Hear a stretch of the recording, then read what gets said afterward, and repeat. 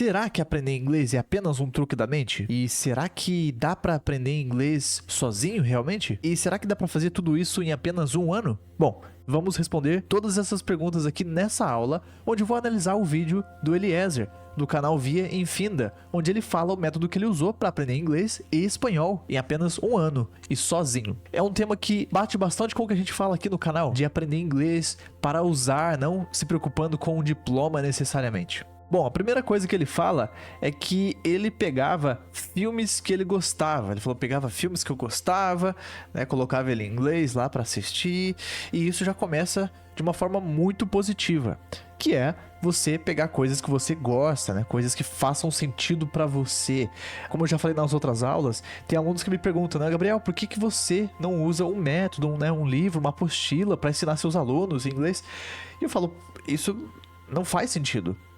Você precisa usar materiais autênticos, algo que funciona pra você, coisas que você gosta. Então já começou muito bem. E provavelmente filmes que ele já viu anteriormente, séries que ele já conhece, já sabe a história. Então não é muita novidade ali assistindo em inglês, ele meio que sabe o que tá acontecendo. E outra coisa que ele falou, mas ele falou mais no finalzinho do vídeo, é que é muito fácil, né? Não é nada demais. Você vai gostando e bate bastante com isso, né? Com o filme que ele gosta, né? Então você vai pegando gosto pelo inglês. Tem algo chamado filtro afetivo. Não queria aprofundar muito nisso, mas só dando uma pincelada nesse assunto. Esse tal do filtro afetivo é um efeito que nós temos quando nós não gostamos de um certo idioma. E idioma é uma coisa muito sensível para nossa cabeça. Se a gente não gosta, se a gente não tem afeição por aquela língua, a gente acaba bloqueando, sabe? Não entra aquele idioma na nossa cabeça. Então é importante sim você buscar coisas que você gosta. Parece uma bobeira, parece uma coisinha secundária ali, mas você precisa priorizar isso, tá bom? Ele fala que coloca áudio e legendas em inglês. Muito bom isso também. Já falamos aqui no canal sobre exercício de texto com áudio, né? Dá pra fazer isso com legendas, né? Você coloca um filme em inglês e as legendas em inglês. E algo muito legal que acontece em inglês é que a legenda é igual ao áudio.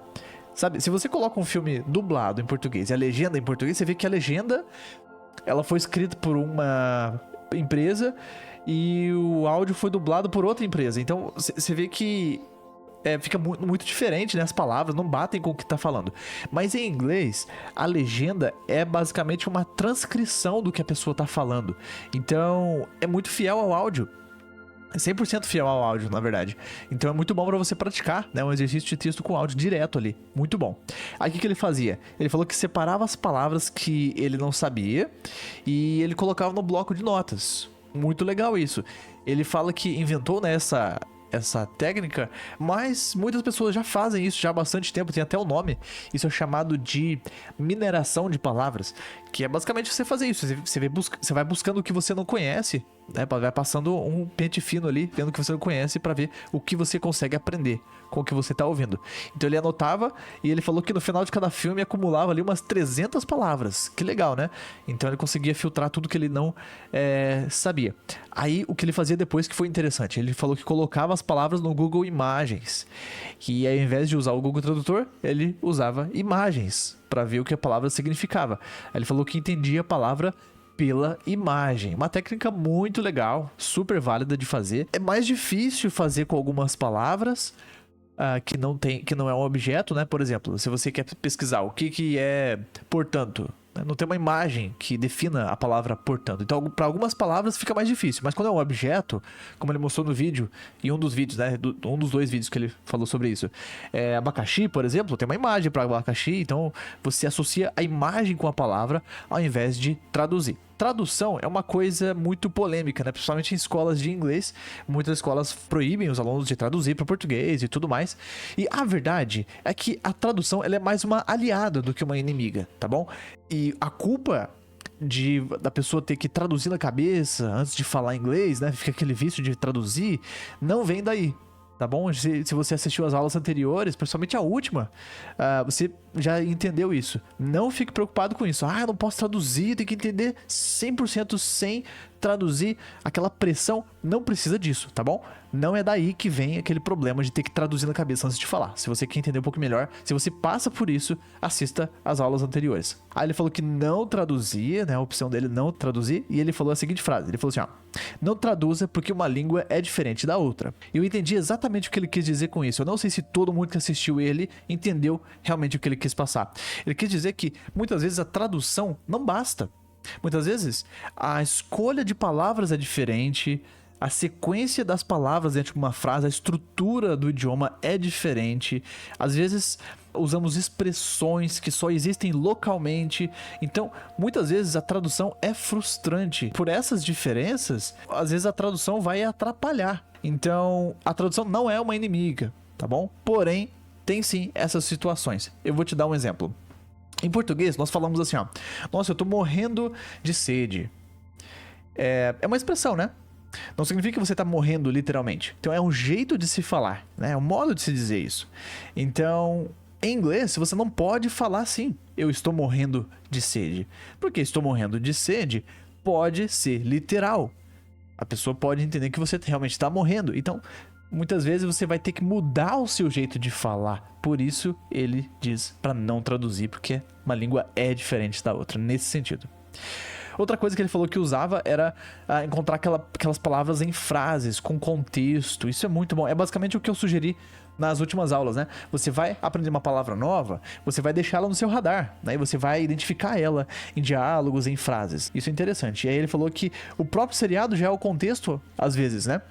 Às vezes você tem uma imagem, né, do que está acontecendo lá, e você acaba entendendo pelo próprio contexto do que você está assistindo. Então ele entendeu muito bem aquele princípio que nós já falamos aqui no canal de entender primeiro, falar depois. Então ele já começou do jeito certo, né? Pegou coisa que ele gosta, ele focou em entender, né? Ele pensou assim, ó: eu quero aprender inglês, então deixa eu entender essa língua primeiro, né? Deixa eu entender como eles falam. Aí, quando eu entender bem, estiver entendendo as pessoas, aí eu vou começar a falar. Então ele já pegou bem isso. O que muita gente não saca de início, tá? Muita gente pensa assim: não, eu vou só repetir as palavras, eu vou falar que não vou apagar, eu preciso falar na frente do espelho, eu preciso falar. Mas se você está acompanhando aqui o curso, você já entende, né? O princípio de input e de output, né? O que você vai botar para fora se não entrou nada na sua cabeça, né? Então, primeiro é aprender, primeiro é input. Vamos lá. Segunda coisa, ele falou que fez isso com um bocado de filme. Então ele pegou um monte de filme e fez isso, e isso bate muito bem com aquele princípio de repetição que a gente viu na última aula, inclusive, aqui, né? Eu falei daquele youtuber que assistiu o filme do Homem-Aranha 50 vezes em espanhol, e pela repetição ele acabou absorvendo muita coisa. E nós adultos, eu não sei porquê, deve ter algum motivo específico para isso, mas nós temos medo de repetição. Nós ficamos bored, né? Ficamos entediados com repetição. E sendo que repetição é uma coisa saudável, sabe? A gente precisa de repetição. Uma criança, por exemplo, ela ouve a mesma historinha várias vezes, assiste o mesmo filme várias vezes, fala de um assunto várias vezes. Então, uma criança que tá aprendendo a língua materna e tem uma palavra na ponta da língua para expressar uma ideia, uma opinião, ela já ouviu aquilo várias vezes, de várias pessoas, de vários sotaques, e viu várias situações, ou até a mesma história várias vezes. Então, não tenha medo de repetição, tá? Se algo tá básico demais, não tenha medo. Qual que é o problema de reforçar algo básico, né? A gente quer tanto avançar, que é um desafio, que é uma coisa, quer aprender só coisa nova, mas a gente precisa também focar no que a gente já conhece para reforçar. Aí ele falou assim, ó: quanto mais filmes eu assistia, menos palavras precisava anotar. Que interessante, né? Porque quanto mais filmes você vai assistindo, mais palavras você se depara com elas, e você vai precisando de menos palavras, né? Sendo que você também está reforçando as palavras que você viu nos filmes anteriores. Ele falou que, ó, com 10 filmes eu já estava entendendo o que as pessoas estavam falando. Que legal, né? Ele já adquiriu bastante vocabulário com 10 filmes. E se ele pegasse, por exemplo, esses 10 filmes e assistisse esses mesmos 10 filmes várias vezes, seguindo o princípio que a gente viu na aula anterior, ele ia reforçar ainda mais, né? Pela repetição, por ver o mesmo filme várias vezes. Ia reforçar muita coisa também. Aprovado isso que ele falou aqui também nesse segundo ponto. Terceira coisa, ele falou assim, ó: depois de que você sabe alguma coisa, o importante é praticar. Concordo também, porém, ele esqueceu de um detalhe muito importante para falar Eu acredito que ele deva ter feito isso também. Mas olha, ouvir também é praticar. Lembrando do princípio, né? De entender primeiro, falar depois. Então você precisa se tornar um bom entendedor do idioma. Precisa praticar isso também. Então a gente interpreta mal o termo praticar. A gente pensa que praticar é só falar, né? Só botar pra fora e falar na frente do espelho. Não. Ouvir também é praticar. Então se você pensa assim, eu queria praticar inglês e tal, não tem ninguém pra praticar.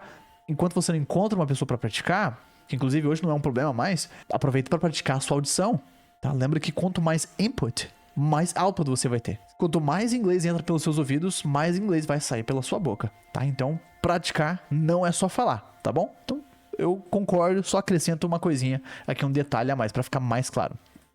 Aí ele falou que quando ele se sentiu seguro, ele começou a falar com ele mesmo, né? Ele pegava o telefone na rua, fingia... não tava nem aí, né? Esse pessoal tava achando que ele era louco e tal. Então começou a falar com ele mesmo, né? E é legal isso, porque quando você tem esse monólogo, né? Você fica se perguntando, como que eu falo? Como que eu expressaria tal coisa? Aí você vai criando necessidades, né? Você vai criando situações em que você precisa de palavras que você nunca precisou antes. Isso é legal, porque sem isso, você vai deixar de aprender muita coisa. Muitas vezes, você sabe algo na hora de falar em português porque você já meio que ensaiou na sua cabeça, mesmo que sem querer, sabe? Você acabou pensando no idioma. Então, faz muito sentido isso também. Ele falou sobre o encontro poliglota, é muito legal isso, né?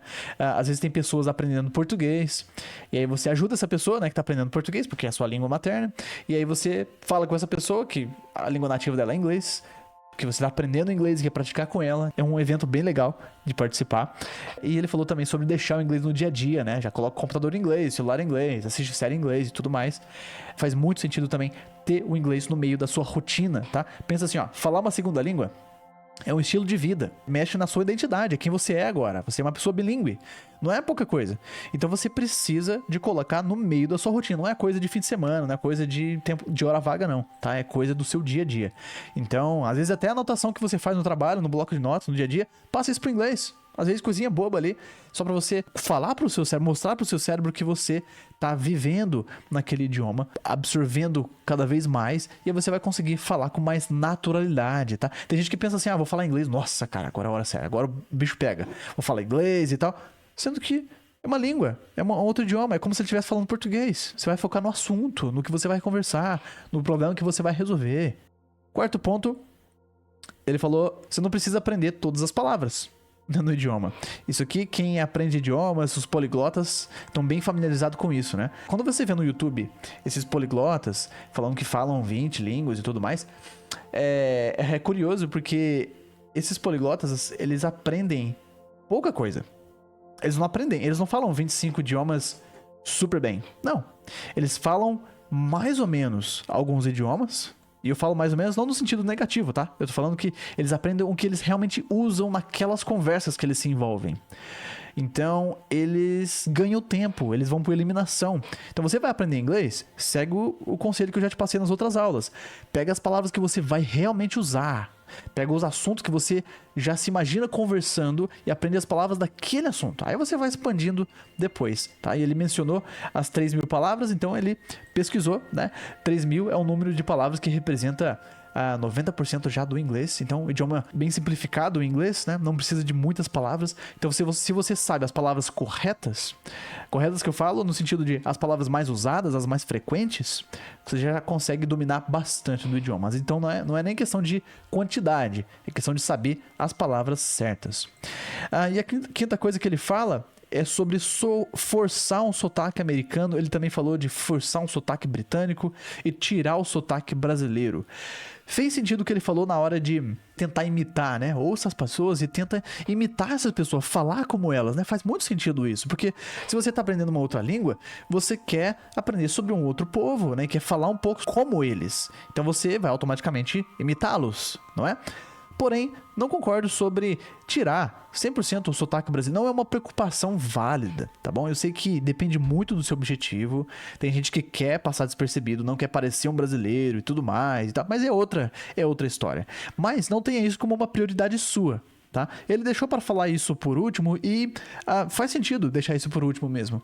Porque depois que você já tá se comunicando, já tá conseguindo resolver problemas em inglês, aí você se preocupa com sotaque, se você quer parecer tal pessoa de tal região e tudo mais. Mas fora isso, foque em se comunicar, primeiramente. Não é uma coisa válida para você gastar tanta energia no começo. Você vai perder muito tempo, vai atrasar o seu progresso no inglês. Então, primeiro, comece a comunicar, comece a entender. Siga aquela sequência que a gente já falou, né? Primeiro, torne-se um bom entendedor do idioma. Depois, comece a praticar a fala, comece a se envolver com pessoas falando inglês, né? O idioma é uma coisa muito humana.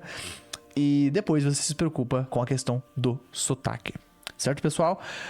Então, muito legal o vídeo dele, concordo com a metodologia do Eliezer, muito legal o que ele fez. E se você encontrar algum outro vídeo parecido de alguma pessoa e você quer que eu dê uma analisada e fale se faz sentido, manda aqui pra mim, manda nos comentários, eu posso estar gravando uma aula aqui pra você, tá bom? Tô deixando aqui na tela uma outra aula pra você assistir. Muito obrigado, pessoal, e até a próxima aula. Tchau, tchau.